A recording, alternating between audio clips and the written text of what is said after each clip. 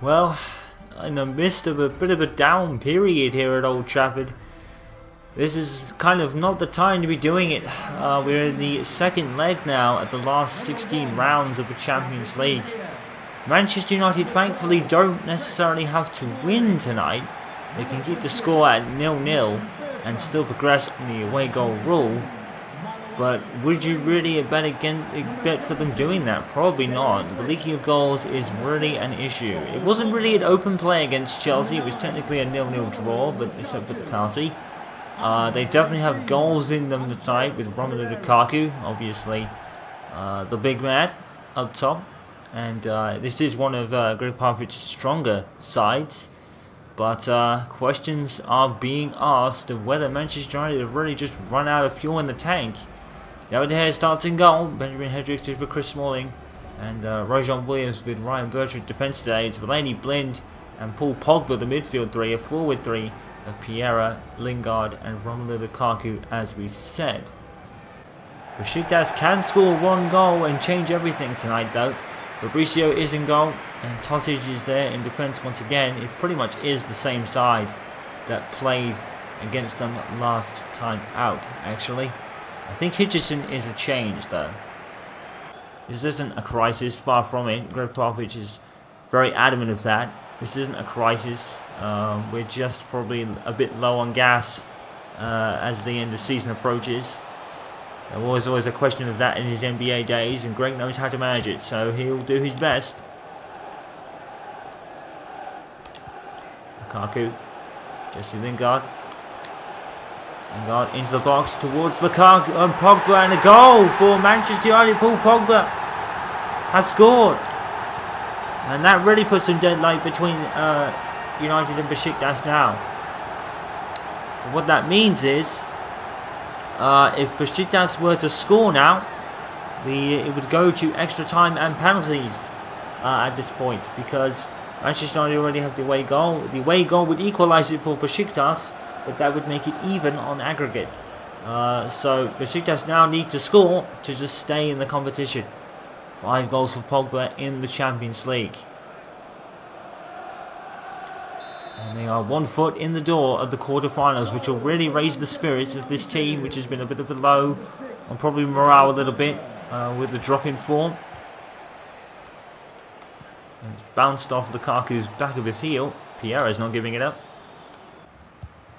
Bernard. Fellaini. Lingard.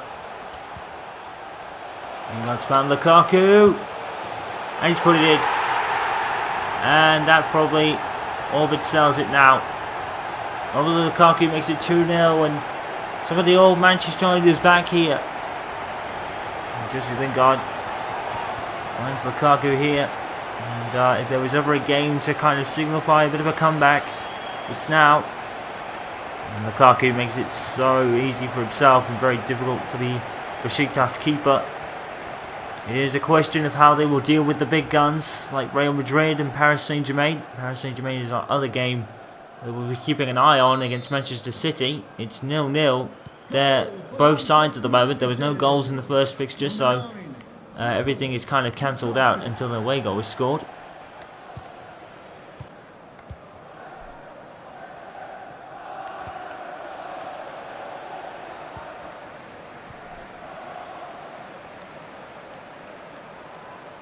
This has gone past Lingard. And it's been nipped from Rajon Williams. And a goal for Besiktas. Well, that's one. And no clean sheet for David De Gea yet again. It is just impossible to do.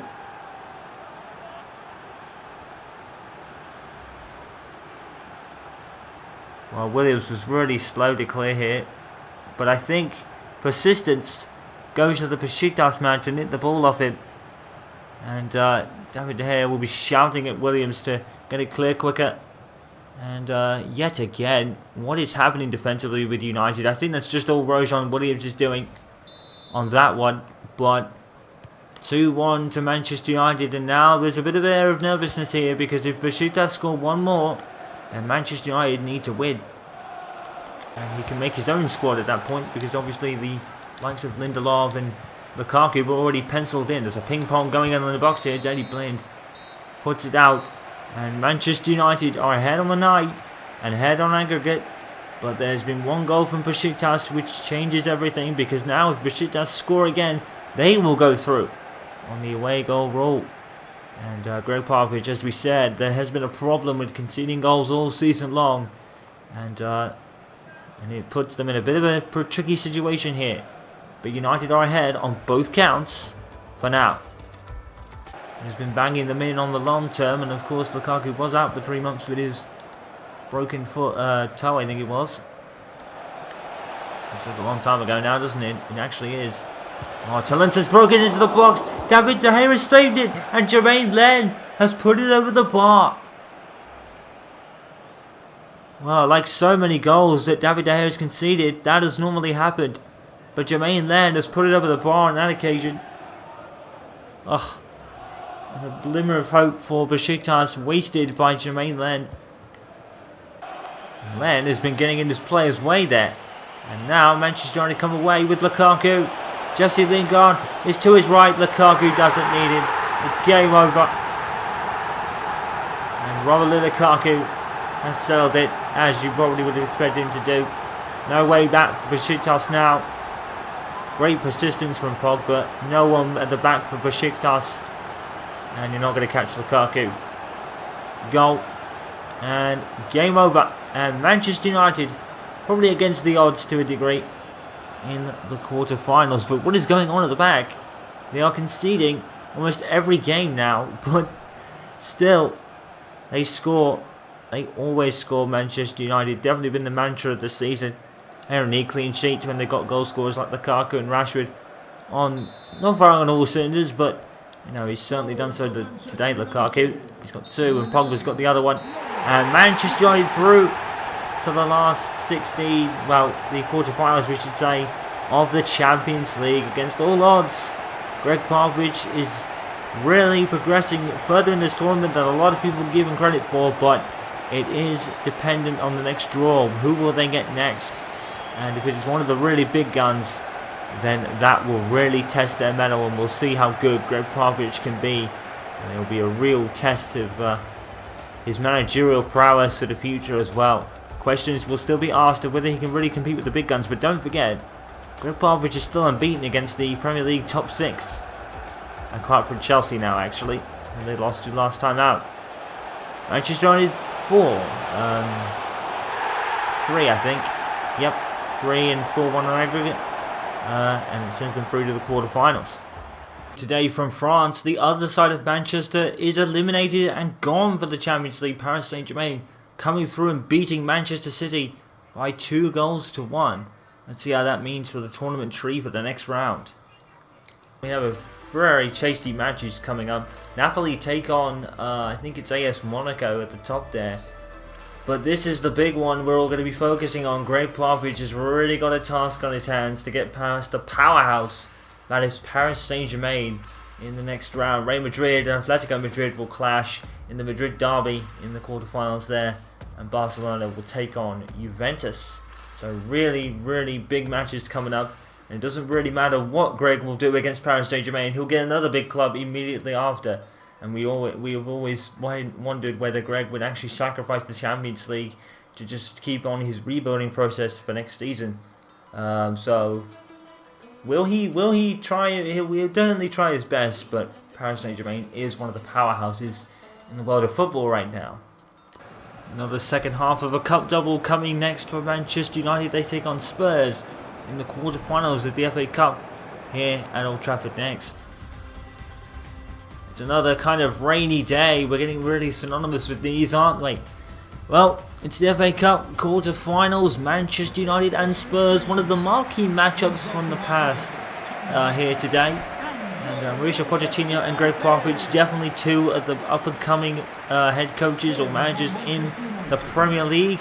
And they make a big clash today. In the other quarter-final matches, Newcastle will take on Liverpool. Stoke will take on Arsenal, as their league season shows no sign of hindering with their cup performances. What the last one was, unfortunately. But In any case, this could be a semi-final appearance for Gregg Popovich, but Spurs are going to be no easy feat today. Christian Eriksen has proven a thorn in their side in the past. And of course, the likes of Harry Kane and Dele Alli will also be main men for Mauricio Pochettino today. And well, we don't really know where Manchester United is really going. They seem to be on an up and down period at the moment, conceding goals like nobody's business, left, right and centre. They've conceded for the last maybe 10 games or so now, but they always score, don't they?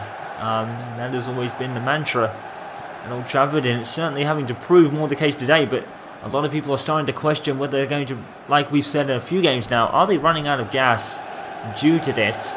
David De Gea is in goal with Darmian Jones buying short. It's a back four today. Matic is with Henwood in front of them. Mkhitaryan, Mata and Ashley Young take their places, and Marcus Rashford is the lone striker by himself, getting a start for a change, supposing to coming on the bench and saving Gregg Popovich's bacon a few times already this season. The Spurs, Hugo Lloris is in goal with Sorta, Sanchez, Vertonghen and Danny Rose making a rare appearance. Moussa Dembele is there with Wanyama, Townsend, Eriksen and Lamela. Harry Kane is up front. Once again, Dele Alli makes the bench. I guess it could be through England manager requests, as he's probably most likely going to the World Cup.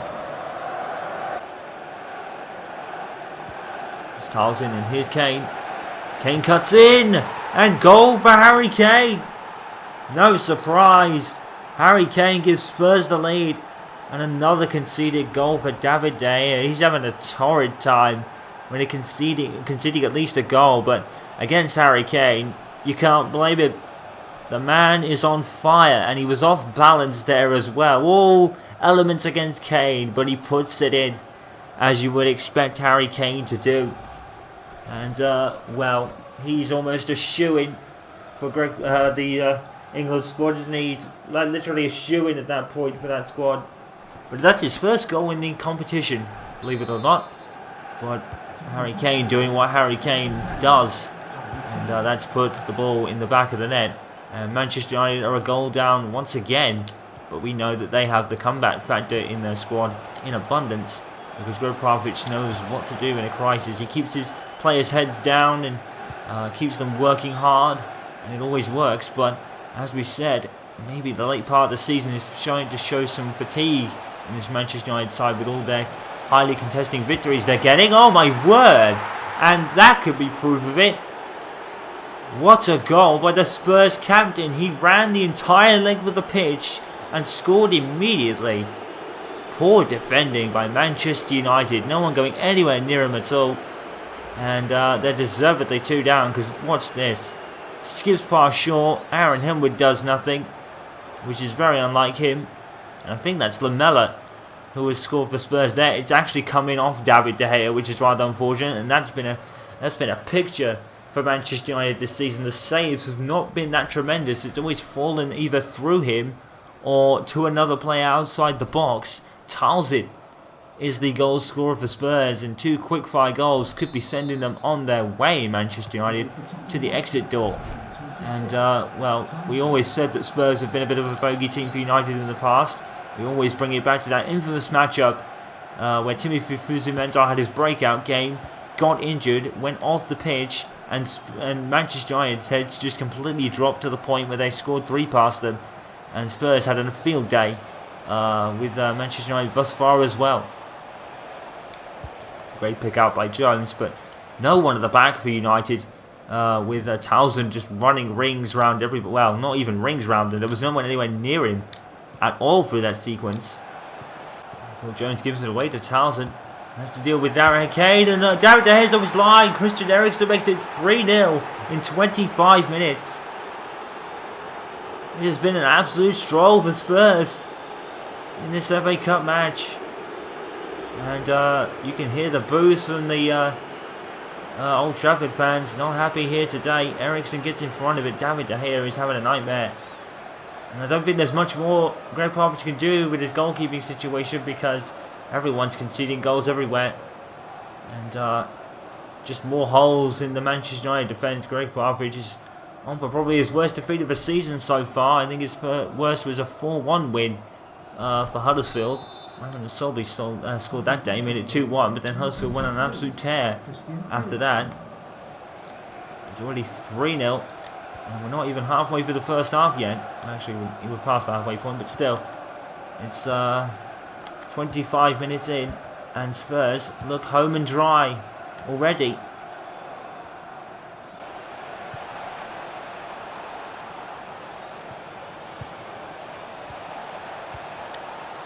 Here's Kane. Oh, he's 4-0. It's an absolute stroll. Harry Kane, 4-0. Not even the end of the first half yet. Manchester United have absolutely combusted in this first half. And it could be worse. It really could be worse. Harry Kane with 2 already. David De Gea is getting nowhere. And, well, what more can you say? Spurs 0. Or United 0 rather. Spurs 4. And, well, they've had that 7-0 win against MK Dons in the last round. They're 4 down here.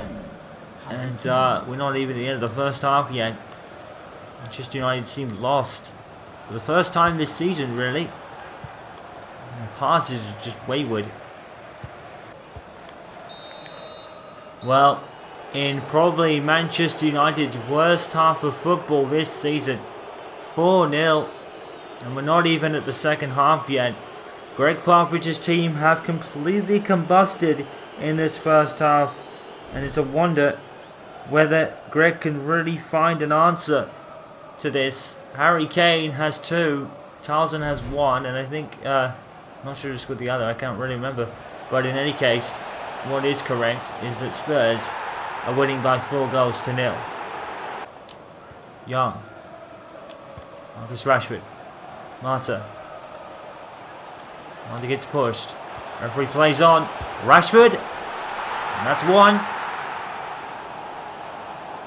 Well, that's 1.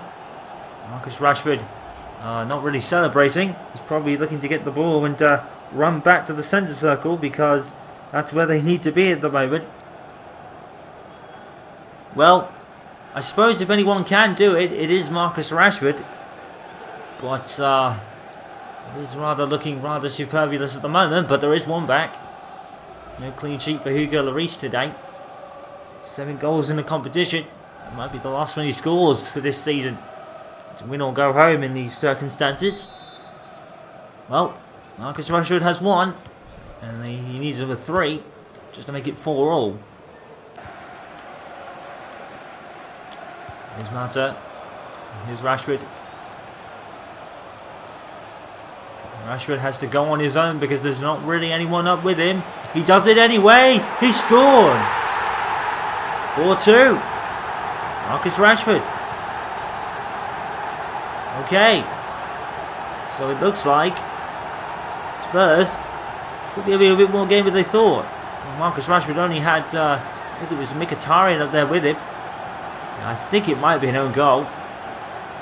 Let's have a look for Tongan. He goes over him, it goes in off Lloris. And I think Marcus Rashford will be credited with that. He was on target, so it will probably go to Rashford. And it certainly does. 8 goals in this competition. To add to the, well, many that he's got everywhere else, to be honest. And all of a sudden, Spurs could be drawn into a maybe last 30 minutes or so here. The man has come off for Juan Cuadrado. United 2, Spurs 4. Game on, maybe?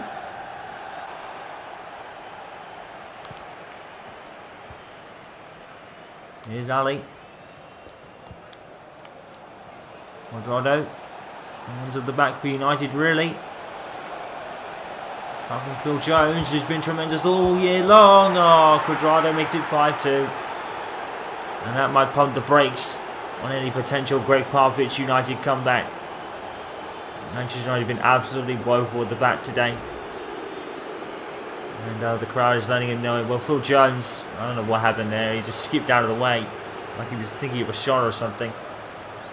And Phil Jones has had a minor blip in has been otherwise a stellar season for him, really. But there's no way Manchester United can come back from this now. The game is all over. And Quadrado's made it 5-2 to Spurs, and any United comeback, well, that's civilled out now.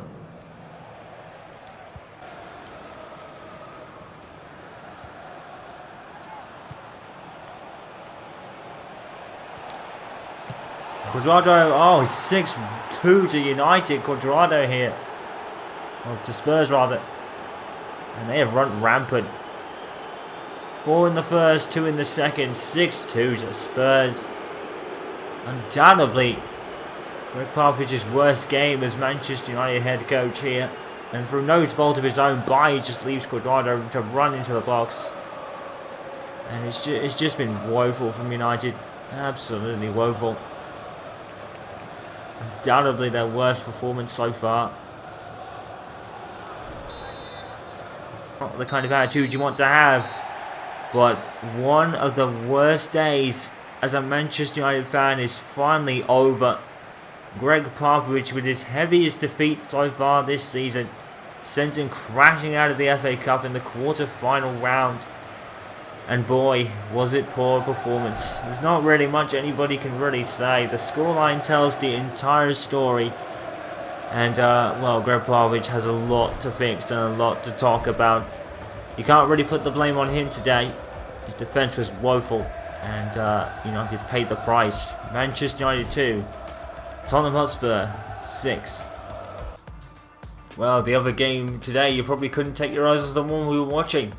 But meanwhile, Liverpool beat Newcastle United by 2-0. But the biggest story is at Old Trafford. 6-2 to Spurs. Wow. And for the FA Cup semi-finals, we have Spurs taking on Liverpool, and Arsenal, who beat Stoke City, they'll take on Manchester City. So, in all intents and purposes, we are going to have an all Premier League tie for a cup final once again in the English game, that is, with Manchester United and Watford being in the Carabao Cup final, which United progressed. And it looks like we're going to have another Premier League all-cup final in the FA Cup this time as well.